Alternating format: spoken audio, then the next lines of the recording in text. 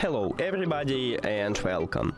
In this video I'm going to show you how to charge your phone using your speaker SONY ULT FIELD 7.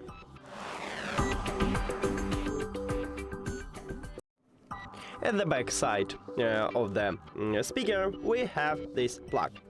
You need to open it, and right here we have USB-A port. So all you need to have to charge your phone is USB-A to USB-C port. But if your phone do not have USB-C port, maybe you should have USB-A to Lightning or USB-A to micro USB.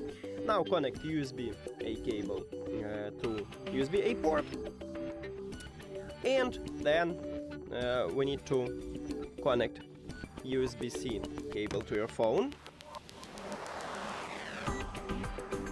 And the last one is to turn on the speaker, so press one time at the power button.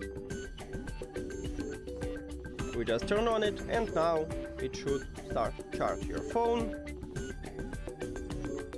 Yeah, and as you can see, it charged. That's it.